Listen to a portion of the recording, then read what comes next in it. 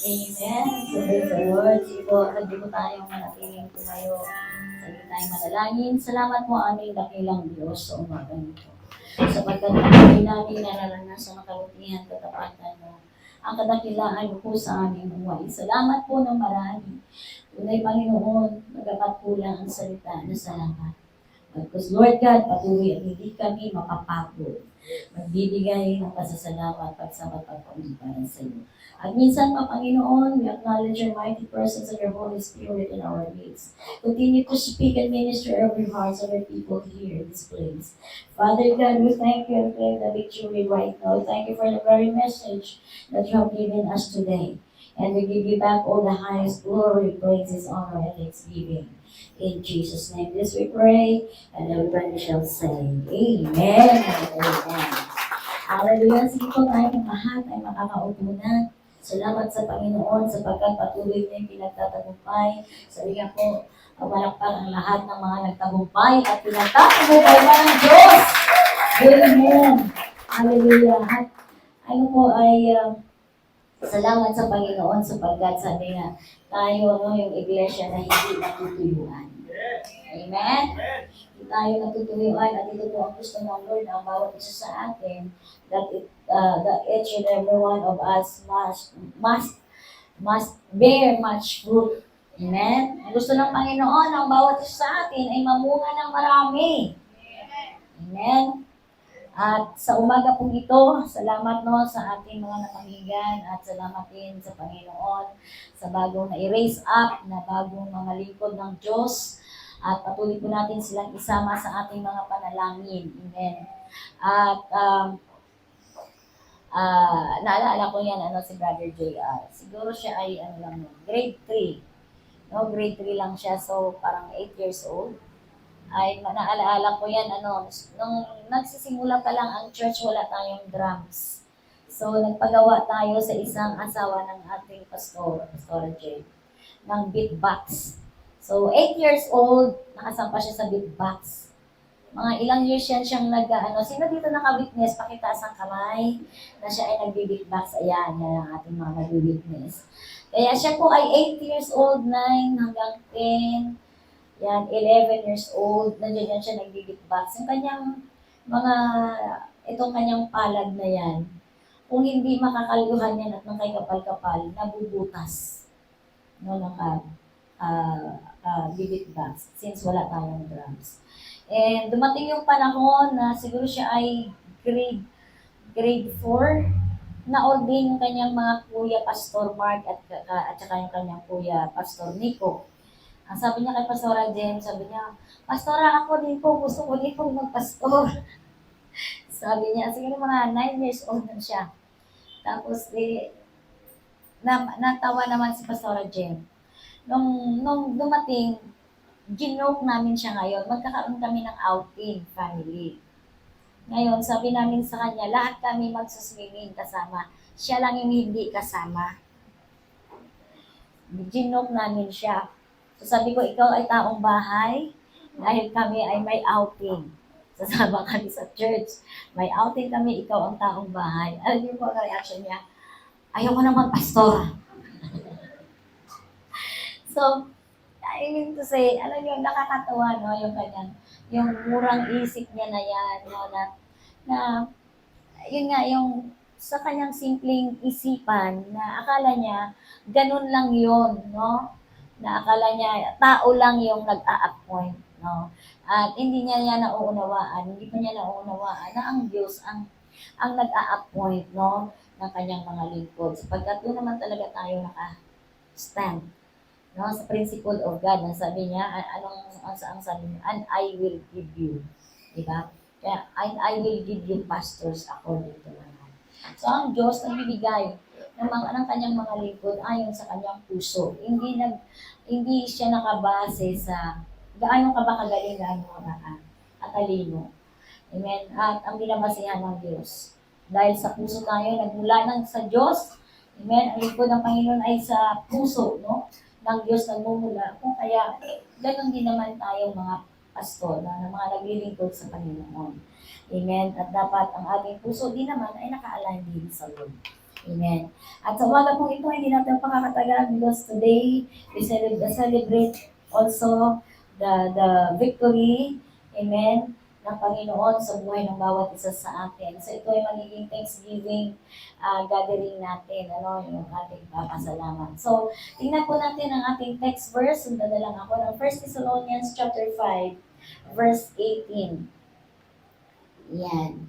So, sa NIV at saka sa Tagalog din po, ilagay po natin. Sabi po ng 1 Thessalonians chapter 5 verse 18. Sabi niya, "In everything give thanks, for this is the will of God in Christ Jesus concerning you."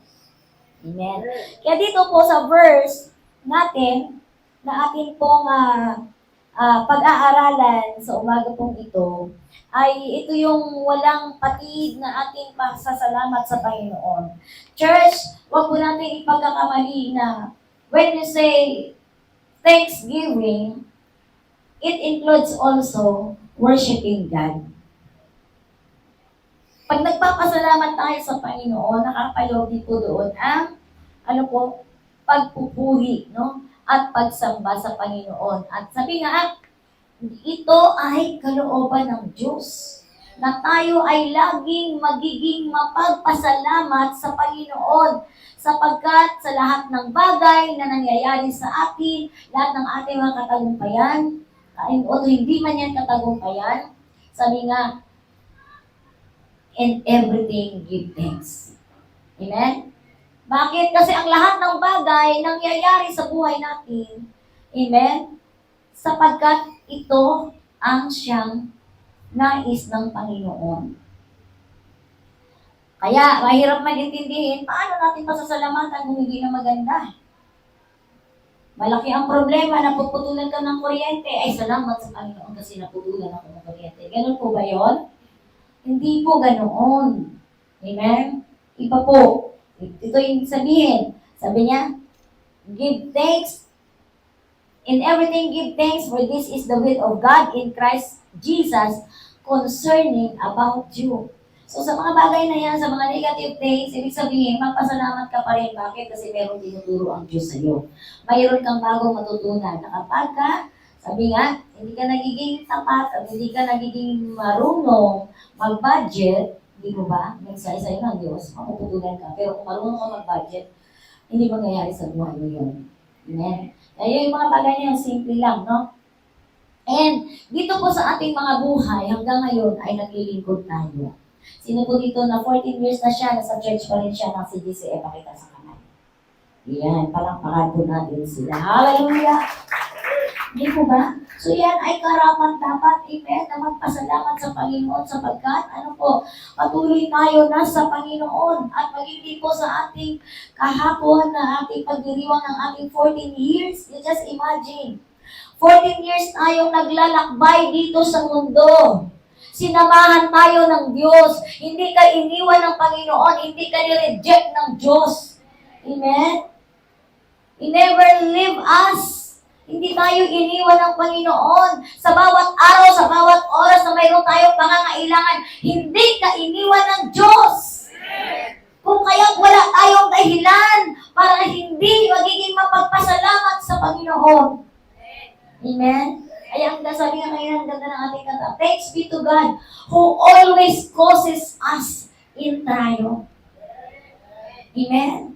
Ang Diyos lagi ang dahilan kung bakit ikaw at ako ay nagtatagumpay. Amen? Ang Diyos lagi ang may dahilan kung bakit ikaw at ako ay patuloy na tinutugon ng Panginoon ang ating pangangailangan. Siya lagi ang may dahilan. Ang Diyos. Amen? At ito po yung mga bagay. Sabi nga po, bakit tayo kinakailangan magpasalamat at hindi matapos dapat ang ating pasasalamat sa ating Panginoon? Sapagkat He is, sabi nga, faithful. Amen? Siya ang ating Diyos na tapat. Kasi kung hindi tapat ang Diyos sa iyo, sana wala ka nito. Kung hindi tapat ang Diyos, sana ang buhay mo na yan, na tawag doon, puno na yan, bat-bat na dapat yan, na kasamaan. Lugmo ka na sana. Di ko ba? Pero dahil mabuti ang Diyos dahil tapat ang Diyos. Amen? Patuloy tayong naglilingkod. Amen? Totoo yun. Dati hindi tayo marunong maligo. Pero salamat sa Panginoon. Tingnan mo yung katabi mo. O, diba? Ang ganda-ganda, ang gwapo-gwapo. Sa totoo lang. Alam niyo po, kahit kami mga pastors ninyo, nakikita namin. Sa bawat pag-gathering natin, nakikita namin yung kung paano kayo nag-grow. Kung paano kayo nagle-level up. Physically, spiritually, financially, nakikita namin lahat ng yon. Hello! Kaya nga, thanks be to God! Amen? Salamat sa Panginoon sa lahat ng bagay. Amen? Kung bakit ka maganda? Dahil kay Jesus yan. Amen? Kung bakit ka malakas? Dahil kay Jesus yan. Amen? Bakit ka nagiging mapagbigay? Bakit ka marunong magbigay? Dahil kay Jesus Christ yan.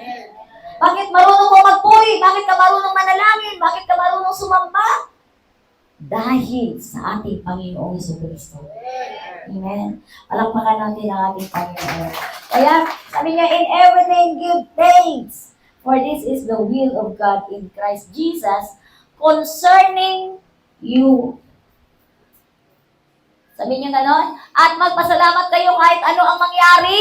Yan. Dahil ito ang kalooban ng Diyos para sa inyo na mga nakay Kristo Jesus. Kaya kung ikaw ay nakay Jesus Christ ka na, amen? Sabi po, magpasalamat tayo kahit ano ang mangyari. Amen? Kung ikaw man ay malungkot, kung ikaw man ay masaya, kung ikaw man ay na-failure, kung ikaw man ay nagtagumpay, sabi niya, laging magpasalamat kahit ano ang mangyari. Amen? Dahil ito ang kalooban ng Diyos sa bawat isa sa atin nang tayo ay sa Panginoon. Amen? Hindi man yan magandang bagay na nangyayari sa atin. Patuloy natin pasalamatan ng Diyos. Bakit? Kasi mayroon dyan lesson. Mayroon dyan aral. Amen?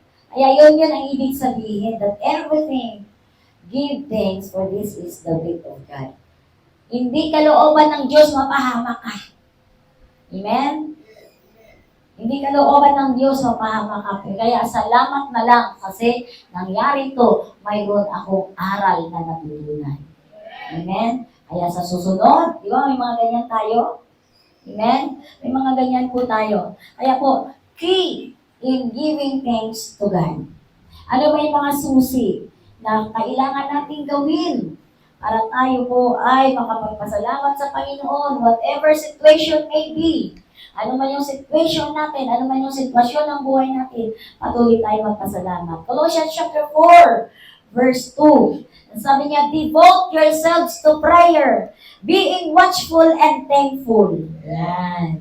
Diba? Sabi niya, Colossians chapter 4, verse 2. Sige po, sabi niya, continue in prayer and watching the same with thanksgiving. So ito yung susi, tatlo. Sabi niya, continue in prayer.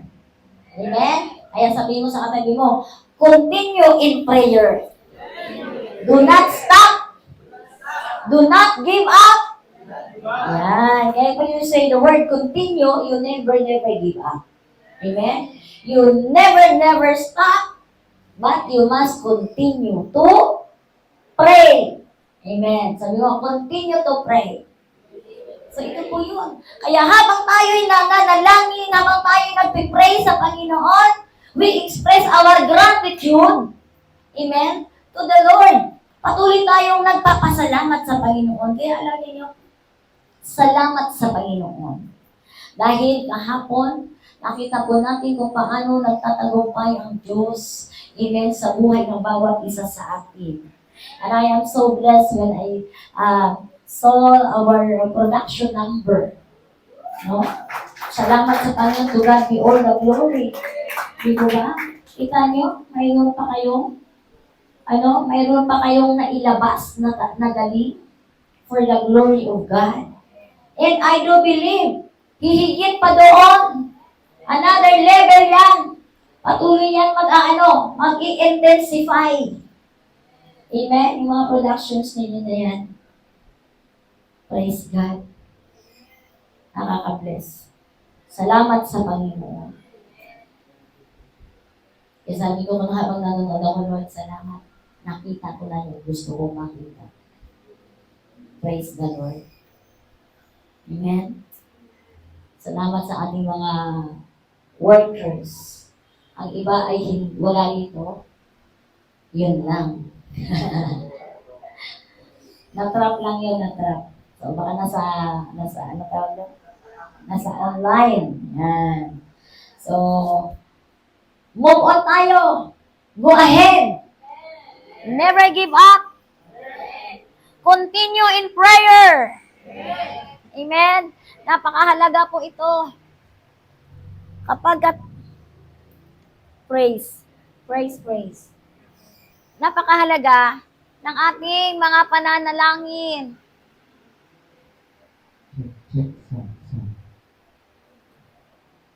Kaya inuutos sa atin ng Diyos. Ayaw nito sa akin.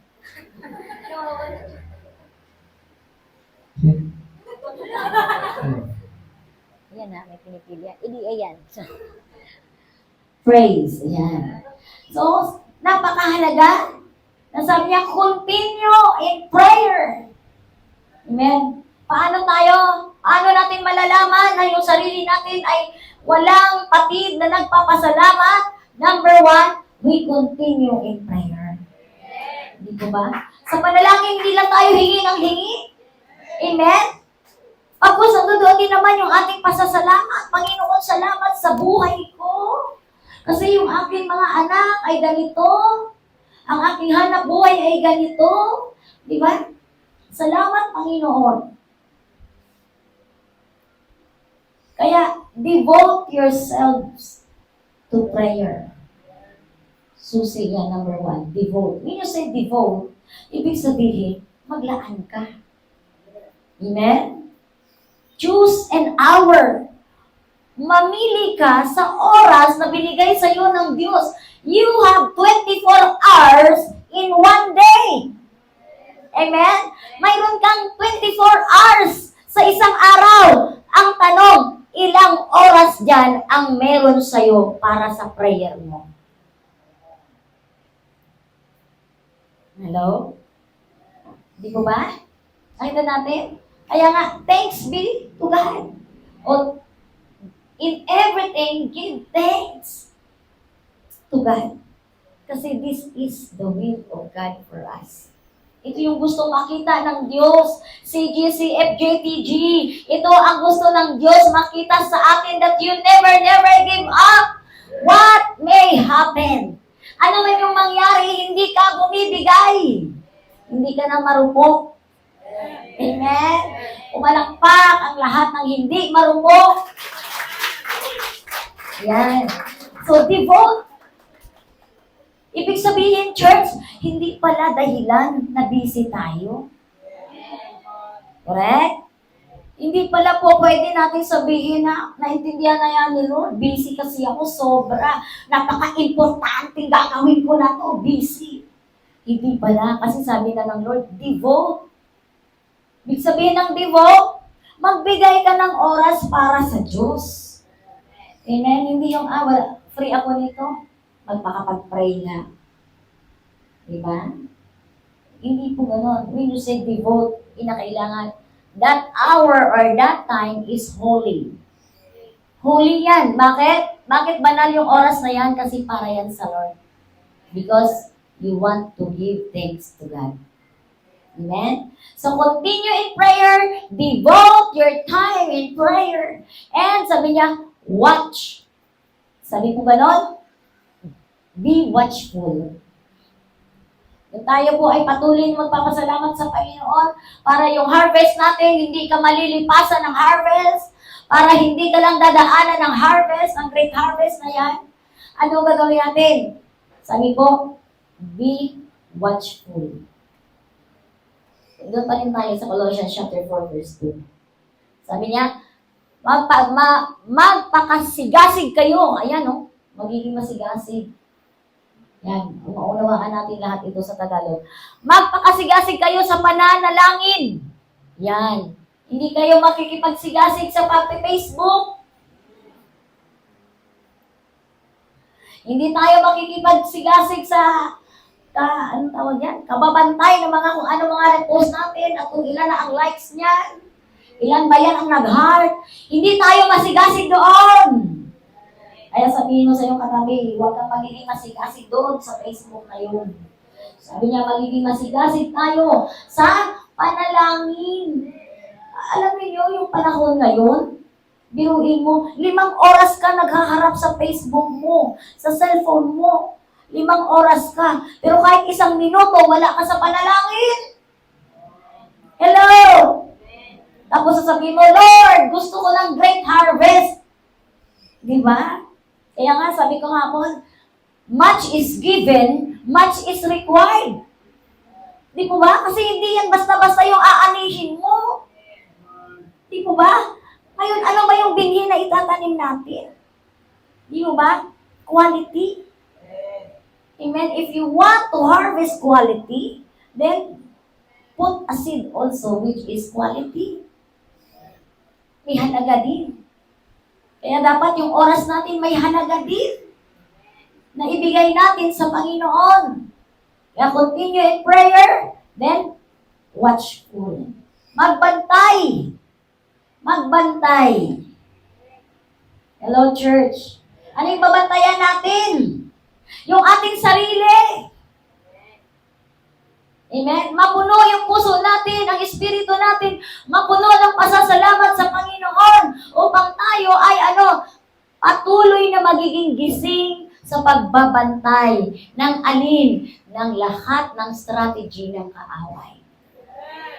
Dahil sabi nga, church, habang ikaw ay pinagpapala ng Diyos, andyan naman si Satanas binabantayan ka rin. Hello? Nakikita ninyo yung kwento tungkol kay Job. Diba? Si Job ay pinagpala ng Diyos. Sabi niya, blameless yun si Job. Walang kasalanan. Tapat siya sa Panginoon. Faithful siya sa Lord.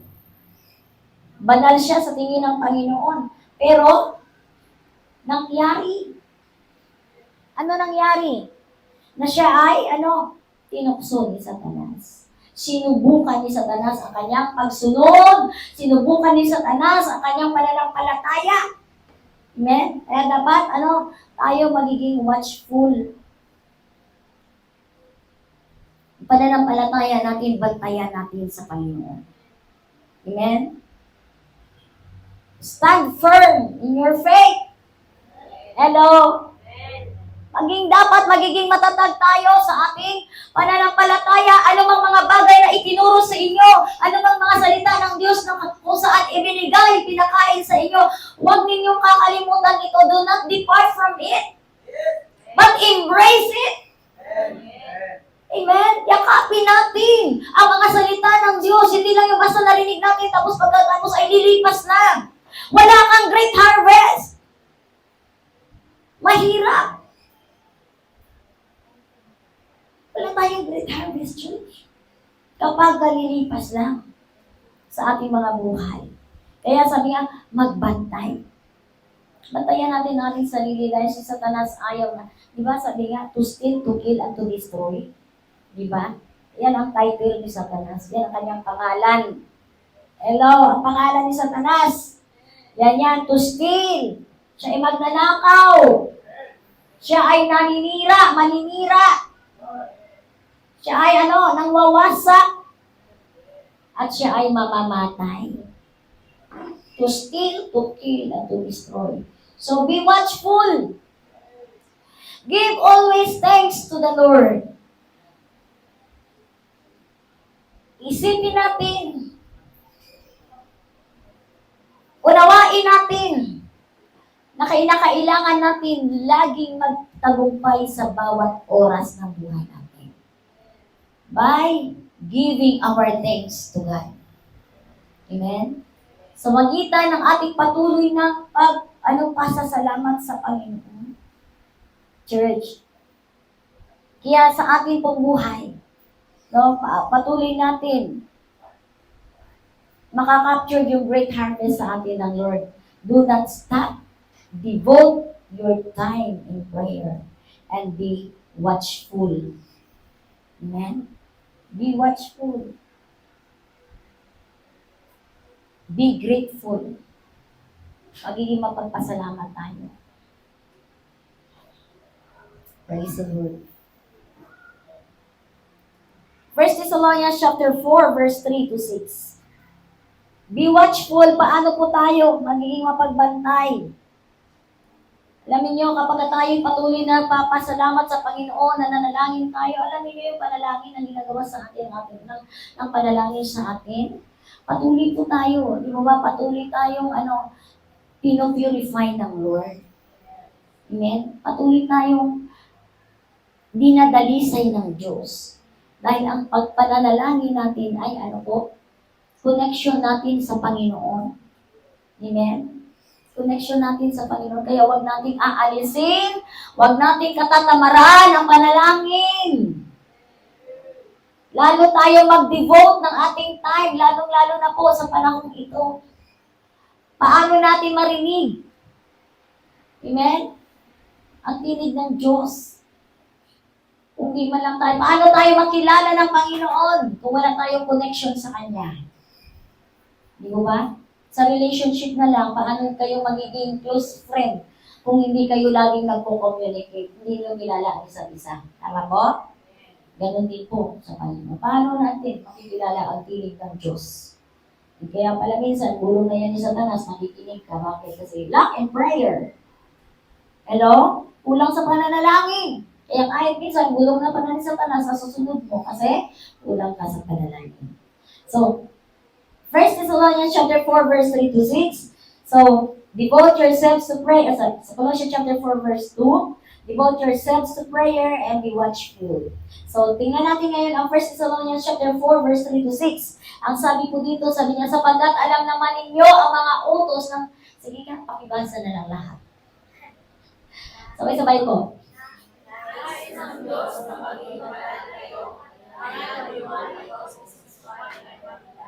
Yan. Sabi po? Sige, tuloy-tuloy. 3.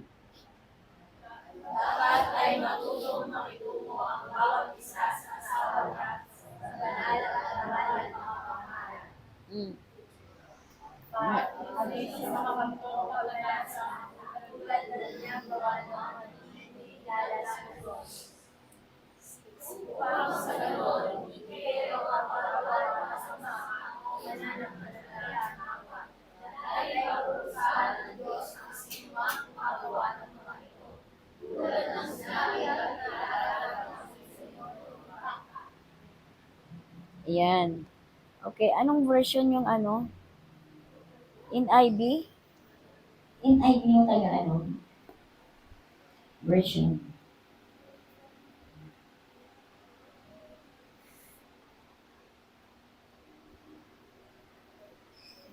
First Thessalonians 4. It is God's will that you should be sanctified. Tama ba yun? It is God's will. For it is God's will in sanctification that you should abstain from fornication. NIV ba ito? It is God's will that you should be sanctified, that you should avoid sexual. Kasi ayan. So, yan. So, ito yung nais na bantayan ng Diyos sa atin. Ano po?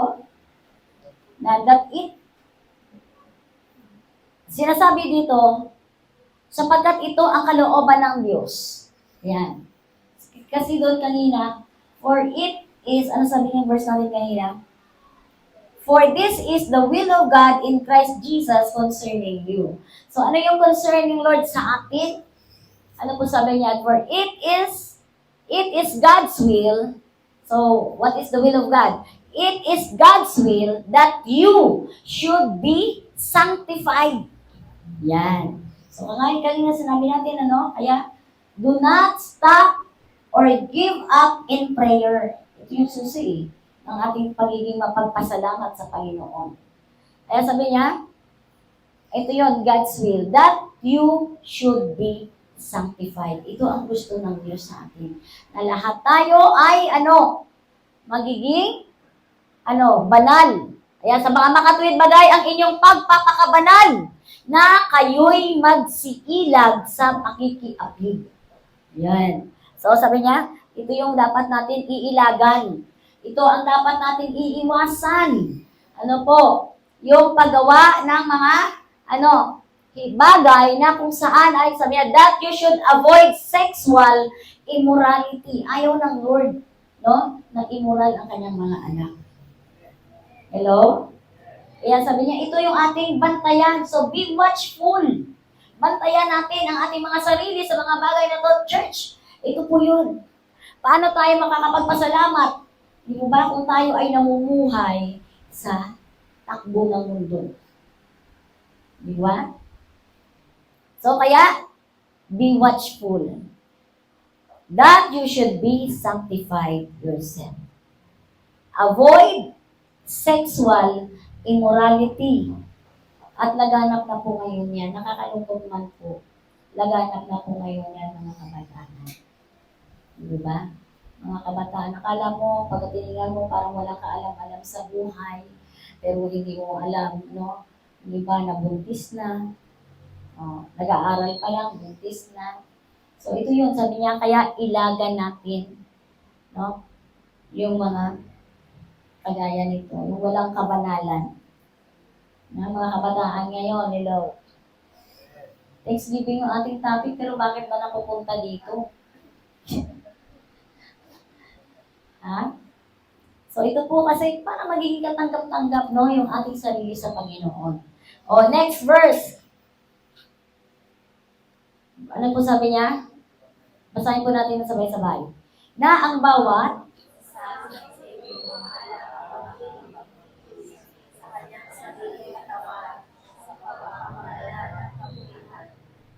yan. Kumunti na lang ang nagbasa.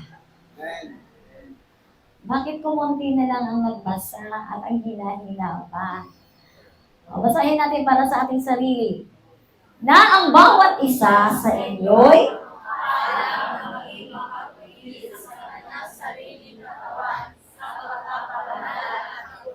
yun. Paliwanag ko pa ba yan? Masakit na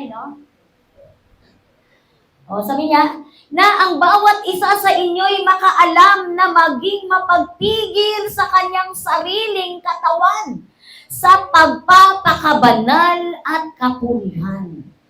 Kaya kasabi mo yung sarili ko, kailangan mapagpigil ako. Di ba? Kahit gigil na gigil ka na sa crush mo. Di ba? Kailangan mo magtimpi. Di ba? Para makailag ka lang. Para mapigilan mo lang. Amen? Yung sarili mo. Kaya po sabi niya, upang tayo ay, patuloy na magiging banal at para sa kapurihan ng Diyos. Amen? Para sa kapurihan ng Diyos. Alam niyo, kapag nag-glorify ang Lord sa buhay natin, walang imposible sa Diyos. Hello? Walang imposible sa Panginoon kapag ka po nag-glorify ang Lord sa buhay natin. Amen. Kaya, next verse. Ano po sabi niyan? Pagbasa po. Hindi?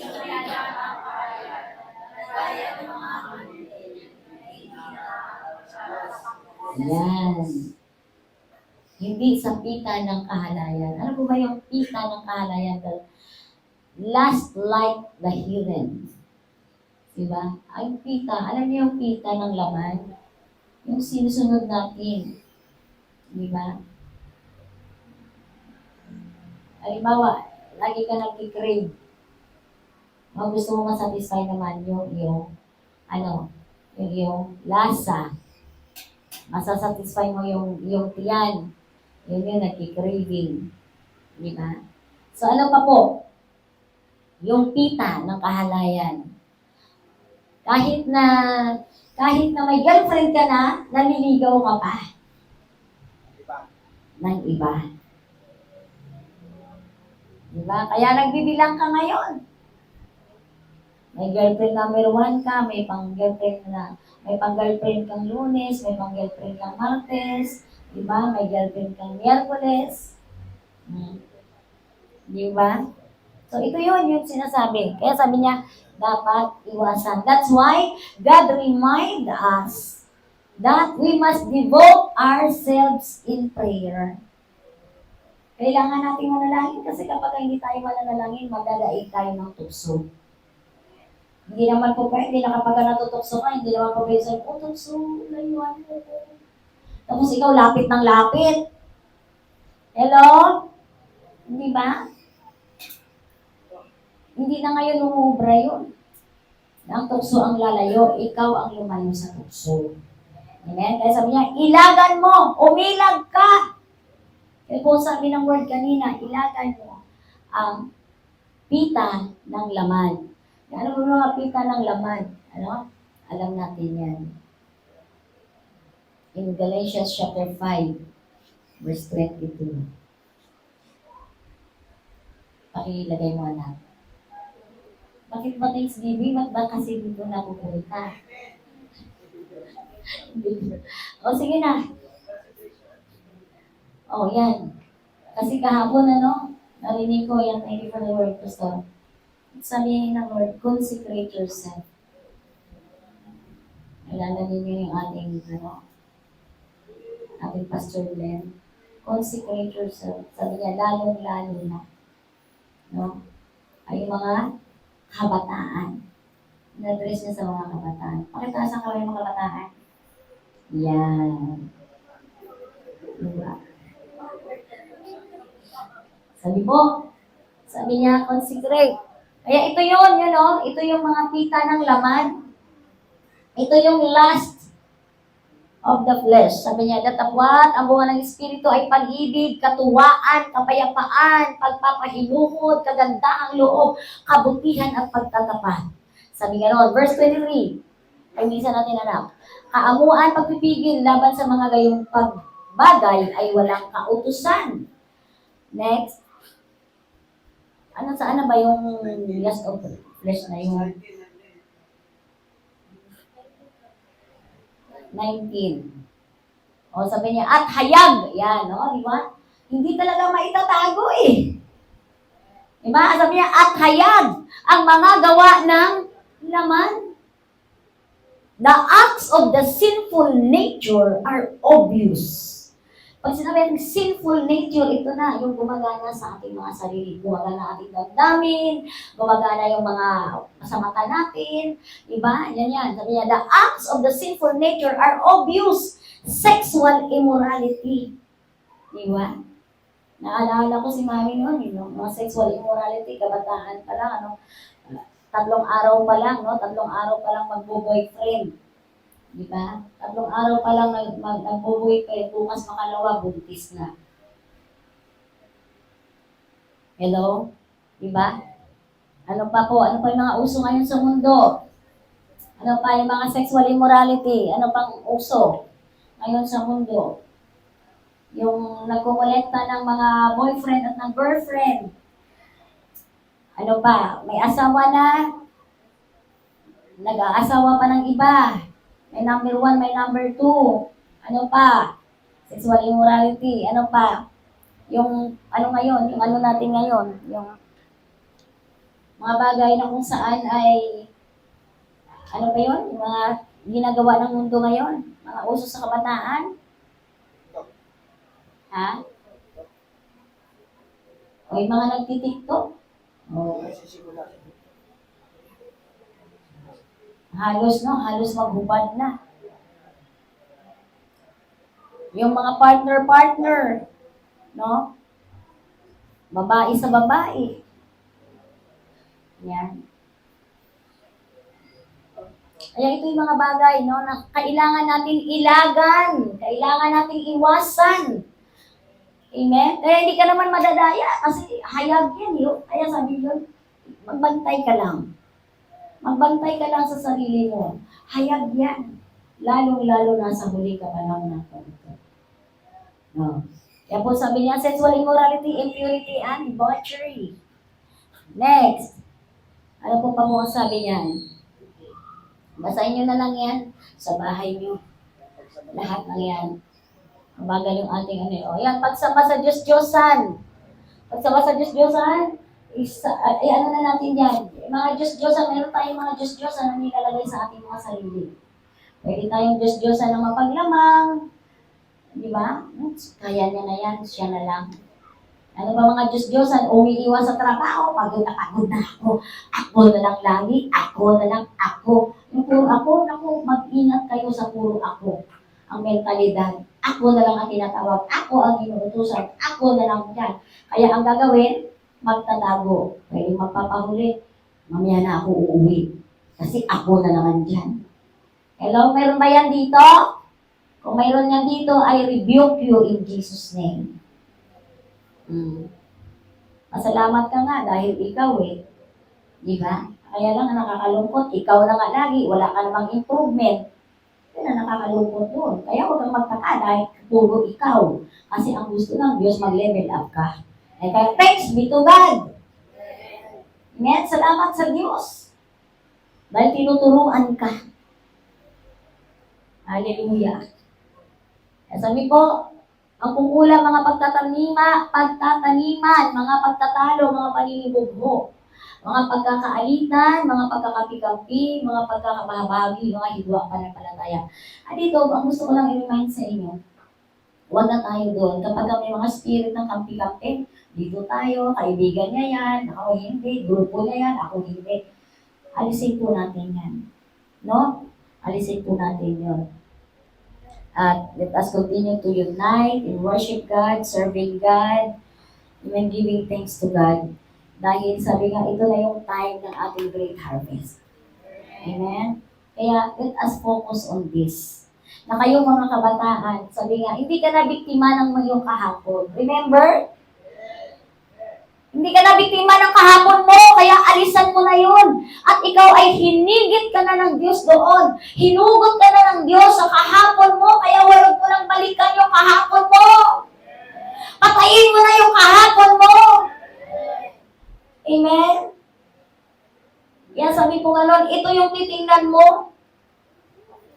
Gagamitin ka ng Diyos sa huling kapanahunan ito. Amen? All you need to do is devote your time in prayer. Do not give up in prayer. Be watchful. Magiging mapagbantay tayo sa mga tricks na kaaway sa atin. Amen? Magiging mapagbantay tayo. So we must sanctify. No? Pakabanalin natin ang ating mga sarili. Ingatan natin ang ating mga sarili. Amen?